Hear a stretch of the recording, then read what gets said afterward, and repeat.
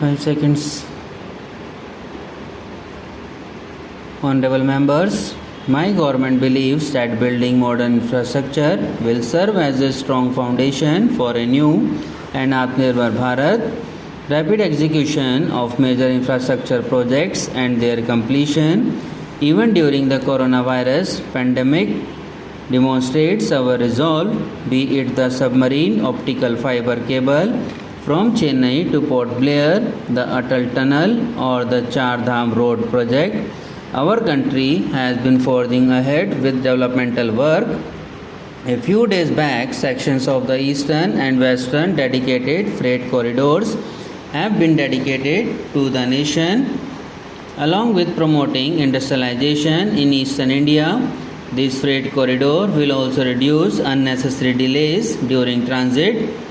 For modernizing the country's infrastructure, my government is also working on the national infrastructure pipeline worth over rupees 110 lakh crore. Along with this, work on 6 new expressways and 18 new access control corridors under the Bharatmala Pariyojana is in progress.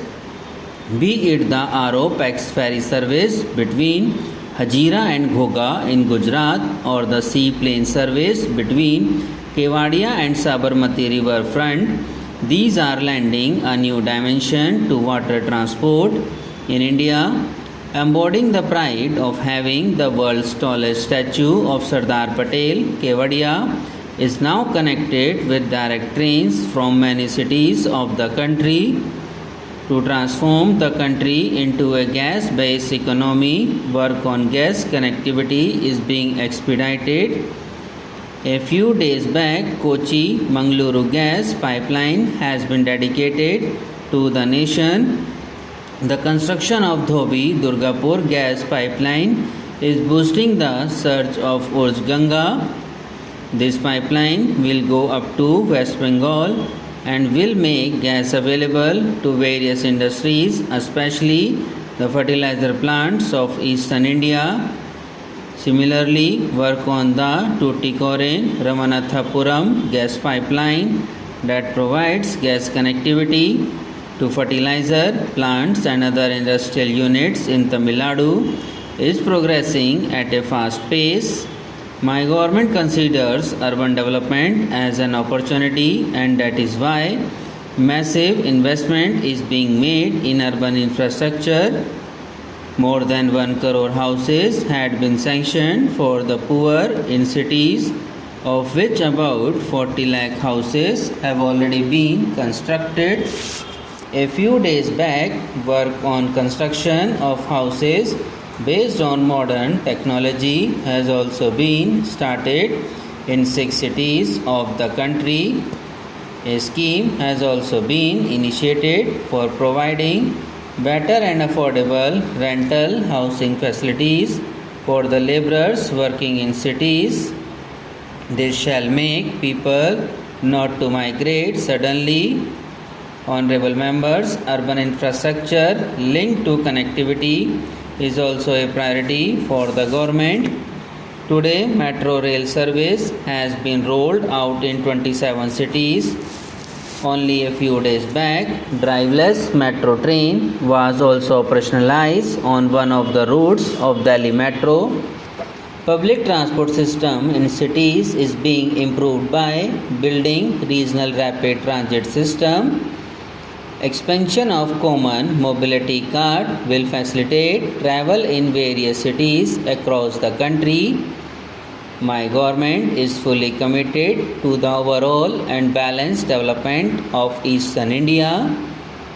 A policy for rapid development of Northeast while preserving its unique geographical, cultural and linguistic characteristics and its social identity is being implemented. For Assam and northeastern states, River Brahmaputra is the Jibon Dhara, making this lifeline the basis for economic activity. Work on operationalizing several national waterways is in progress. This will benefit all sections of people in the northeast, including farmers, youth and entrepreneurs. by developing the integrated national waterways under the Artha Brahmaputra program. Efforts are underway to transform Brahmaputra and Barak rivers as streams of development. The policy of my government for bringing enduring peace to the Northeast, based on sensitivity and collaboration, has started showing clear results now. Today, extremism in Northeast is on the wane and there is a sharp decline in the number of violent incidents. The youth who went astray on the path of violence are now returning to the mainstream of development and nation building. The rehabilitation of Bru refugees is being completed in a peaceful and harmonious manner. Similarly, a historic Bodo Peace Accord has been signed, which has been implemented successfully. After the accord, this time the elections to the Bodo Territorial Council have also been held successfully. My government is committed to counter the forces challenging the sovereignty and unity of the country at every level.